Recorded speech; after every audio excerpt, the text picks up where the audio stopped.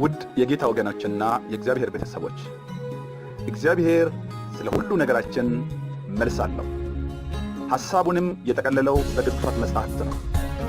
ስለዚህ ይህ የዩቲዩብ ቻናል ዋና መልእክቱ መልስ ወዳለው ቅዱስ መጽሐፍ እንድንመለስ ስለሆነ ስለ ሕይወታችን፣ ስለ እምነት መሠረታችን፣ ስለ ማኅበራዊ መስተጋብራችን፣ ስለ ነፍሳችን እውነተኛ ምግብ፣ ስለ ሁሉ ነገራችን ዛሬም ቢሆን ቃሉ ይናገር። ቀጣይ መልእክቶችን ለማግኘት ሰብስክራይብ ያድርጉ፣ ሼርም ያድርጉ፣ ላይክ በማድረግ የቻናሉ ቤተሰብ አባላት ይሁኑ።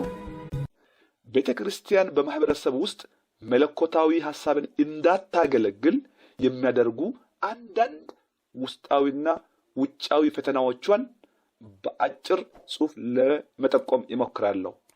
በመጀመሪያ ውስጣዊ ፈተናዎች። ቤተ ክርስቲያን እንደ ቤተ እምነት የተመሰረተችበትን ዓላማ በውስጣዊ ተግባሯና ተልእኮዋ ይህንን ዓላማ ስትስት ለውጭው ዓለም ያላት በጎ ተጽዕኖ የማሳደር ኃይሏ እየተዳከመና እየቀነሰ እንደሚሄድ በሁሉም ሃይማኖት ቅዱሳት መጻሕፍት የተገለጠ ነው። ማቴዎስ 12:25 ላይ እናንተ ማንበብ ትችላላችሁ። ውክልና እዚህ ምድር ላይ ቁጭ ያለችው ህብረተሰብን በመለኮታዊ ሐሳብ እንድታገለግል ስለሆነ፣ ስለዚህ ውስጣዊ የቤተ እምነት ችግሮች ለራሷ ውድቀት ብቻ ሳይሆን ለማህበረሰቡም ውድቀት ምክንያት ስለሚሆኑ ከሁሉም በቅድሚያ ትኩረት ሊሰጣቸውና መፍትሄ ሊፈለግላቸው ይገባል። በዚህ አጭር ቪዲዮ 5 ዋና ዋና ውስጣዊ ችግሮችን በጋራ ለማየት እንሞክራለን። ለዛሬ ቪዲዮ አንደኛውን ብቻ አይተን ሌሎችን በተከታታይ በአጭር ቪዲዮ ለማየት የምንሞክር ይሆናል። አንደኛ፣ ቤተ ክርስቲያን መለኮታዊ ተልእኮዋን በትክክል በህብረተሰብ ውስጥ እንዳታካሂድና የሰማያዊ ውክልናዋን ኃላፊነት እንዳትወጣ ከሚገዳደሯት የውስጥ ችግሮች አንደኛ፣ ማንነቷን መርሳት። እንግዲህ ማንም ሰው ማንነቱን ከጣለ ለማንነቱ የማይመጥን ተግባር ላይ እንደሚሳተፍ ወይም በማያገባው ነገር ሁሉ እየገባ ለሁኔታዎች አለመረጋጋት ምክንያት እንደሚሆን ይታወቃል። ለምሳሌ ባዳ የሆነ ሰው በሚኖርበት ቤት የቤተኝነት ስሜት ከተሰማው ከባለቤቱ በላይ ይተጋል፣ ይቆረቆራል፣ ይሰራል። ከዚህም የተነሳ ለራሱም ተጠቃሚ በመሆን የሚያገለግለውን ባለቤት እጅግ ያስደስታል። በተገላብጦሽ ደግሞ ሲሆን የቤት ልጅ ውጭ ማሰብ ሲጀምር ወይም የእንግድነት ስሜት ሲጠናወተው ኃላፊነት ስለማይሰማው ባልተገባ ቦታ ይውላል፣ ይባክናል። በዚህ ሁኔታ ለራሱም ሆነ ለአባቱ ክብርና ስም መጉደፍ ምክንያት ብቻ ሳይሆን ተከታይ ቅጣትም ሊኖርበት ይችላል። እንግዲህ ቤተ ክርስቲያን በምድር ላይ እንደ ተቋም ብትኖርም መገኛዋና መድረሻዋ ግን ከምድር እንዳልሆነ መጽሐፍ ቅዱስ በግልጽ ይናገራል። ዮሐንስ ወንጌል ምዕራፍ 17 ቁጥር 14። ስለሆነም በምድር እስካለች ድረስ ሌሎችን ሰዎች ማለትም የእግዚአብሔርን ሰዎች ህብረተሰብን በፈጣሪ ወይም በመለኮት ሐሳብ እያገለገለች እንድትቆይ ጌታችን ኢየሱስ ክርስቶስ 2 ኃላፊነቶችን በግልጽ እና ቀላል በሆኑ ምሳሌዎች አድርጎ ሰጥቷታል። የፈጣሪን ሐሳብ እያገለገለች እንድትቆይ ምን አይነት ኃላፊነት ሰጣት? የምድር ጨውነትንና የዓለም ብርሃንነትን ሚና እንድትወጣ በተቋሙ መስራች በሆነው በጌታችን በኢየሱስ ክርስቶስ ታላቅ አደራ ተሰጥቷታል። የምንና የምንድን ነው ያልኩት? የጨውና የብርሃን፣ የምድር ጨው የዓለም ብርሃን እንድትሆን።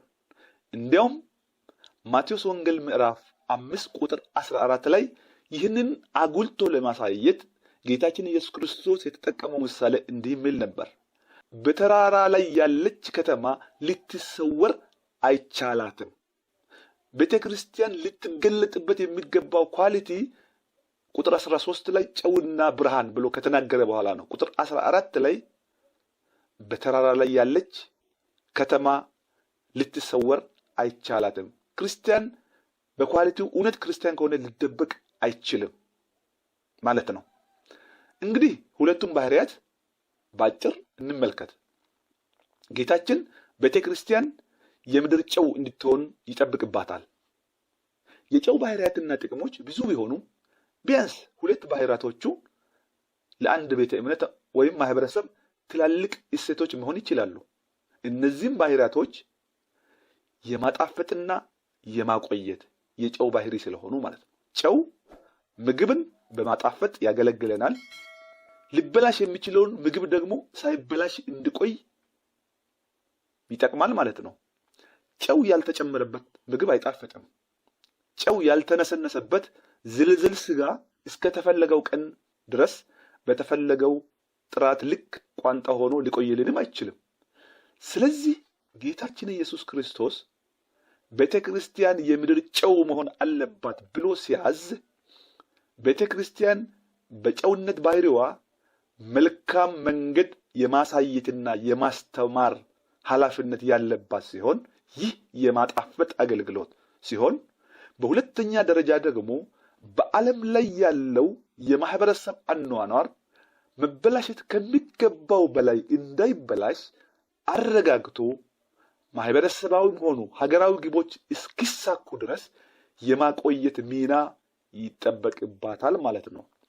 ከዚያም አለፍ ሲል እንደውም እስከ ጌታ መምጫ ድረስ የሚበላሹትን እንዳይበላሹ አቆይቶ ለጌታ ክብር የማብቃት ኃላፊነት ጭምር እንዳለባት የጨውነት ባህሪ ያሳስበናል ማለት ነው። ስለሆነ ቤተክርስቲያን የጨውነት ተግባሯን ከሳተች ክፋት ከሚጠበቀው በላይ ይስፋፋል። የእያንዳንዱ የማህበረሰብ ክፍል ካሰበበት ኢላማና የእድገት ደረጃ ሳይደርስ ያለ ጊዜ ባልተፈለገ ጥቃትና መጥፎ ባህሪ በመንገድ ላይ መረን በመውጣት በኑሮውና በስነን ልቦናው የሚጎዳ ይሆናል ማለት ነው። ስለዚህ ክርስቲያኖች ዛሬም አልዘገየም፣ የምድር ጨው ናችሁ ተብለናልና ኃላፊነታችንን በጨውነት እንወጣ። እባካችሁ አልጫ አንሁን፣ ጌታም ይረዳናልና። ሁለተኛው የማንነቷ ባህሪ ጌታ የሰጣት የዓለም ብርሃን እንድትሆን ነው። ማንነቷን መርሳት የለባትም። ማንነቷን ከረሳች ነው ጨውነትን አይተናል። ሁለተኛ የዓለም ብርሃንነት ነው። የዓለም ብርሃን ነሽ ተብለሻል ቤተክርስቲያን። ቤተክርስቲያን የዓለም ብርሃን ነች ትብላለች። እንግዲህ የብርሃንን ባህሪ ማየት ደግሞ ይጠቅማል። የብርሃን ባህሪ ሳይንቲፊክ የሆነ ነገር አላቀርብም። ቀለል ባለ ለህፃናት በሚስማማ መልኩ ቀለል ያለ ምሳሌ በመጠቀም መናገር እፈልጋለሁ። የብርሃን ባህሪ ባለመታየት ሌሎችን ማሳየት ነው። ብርሃን ራሱ አይታየም፣ ግን ሌሎችን ነገሮች እንድናይ ይረዳናል። ለምሳሌ ይህንን በቀላሉ ለመረዳት ባትሪን ብናኝ ወይም አቧራ በሌለበት ወደ ሰማይ አብሩ። ባትሪ እንደበራ ብታበሩም እንደበራ አይታወቅም። ነገር ግን አየር ላይ የሚበሩ ብናኝ፣ አቧራ፣ ጭስ ካለ ሲታበሩ ብርሃን መኖሩን የሚናገረው ምንድን ነው? የበራበት ስለታየ ነው። ስለዚህ የብርሃን ዓላማ እንዲታይ ሳይሆን እንዲያሳይ ነው። እንዲታይ ሳይሆን እንዲያሳይ ነው። ብርሃን ባለበት ቦታ መደበቅ አይቻልም።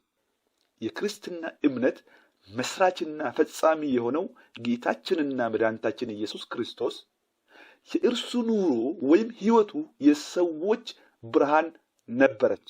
እችን ቃል በየቀኑ የምንጠቅሳት ይመስለኛል። ዮሐንስ ወንጌል ምዕራፍ 1 ከቁጥር 1 እስከ 4 ስታነቡ የክርስቶስ ሕይወት የሰዎች ብርሃን እንደሆነች ይናገራል። በመጀመሪያ ቃል ነበረ፣ ቃልም በእግዚአብሔር ዘንድ ነበረ፣ ቃልም እግዚአብሔር ነበረ፣ ሁሉም በእርሱ ሆነ፣ ከሆነውም አንዳች ያለ እርሱ አልሆነም። ከዛ ቁጥር 4 ላይ እንዲህ ይላል፣ በእርሱ ሕይወት ነበረች ይላል። በዛ ቃል ውስጥ ሕይወት ነበረች፣ ሕይወትም የሰዎች ብርሃን ነበረች። በኢየሱስ ሕይወት የእግዚአብሔር መለኮት መገለጡን ያመለክታል። ስለዚህ የክርስቶስ ሕይወት የሰዎች ብርሃን፣ ሰዎች እግዚአብሔርን አየነው እንዲል ማሳያ ሆና አገልግላለች ማለት ነው። ከዚህም የተነሳ በየጊዜው በስጋ ኢየሱስን ያዩ ሰዎች የሚጠቅሱ የተጻፈ ቅዱስ መጽሐፍ ባይኖራቸውም ፈጣሪ እንዲህ አይነት ሰው ወደ ምድር በመላኩ እግዚአብሔርን አመስግነዋል። ማቴዎስ 9 ቁጥር 8 ላይ ማን እንዳመሰገነ ማን እንደተደነቀ ማንበብ ትችላላችሁ። አንዳንዶቹም በተለይም ከሴቶች እሱን የተሸከመ ማህፀንንና በእርሱ የተጠቡትንም ጡቶችን በህሊና እየሳሉ አመስግነዋል። የተባረኩ ጡቶች፣ የተባረከ ማህፀን ብለው አመስግነዋል። ህይወቱን ብቻ በማየት እንዲህ አይነት ሰው እግዚአብሔር ላከልን። ህይወቱን በማየት እግዚአብሔርን እያዩ መሆኑን መሰከሩልን። የሉቃስ ወንጌል ምዕራፍ 11 ቁጥር 27 የሴትዮዋ ምስክርነት ነው።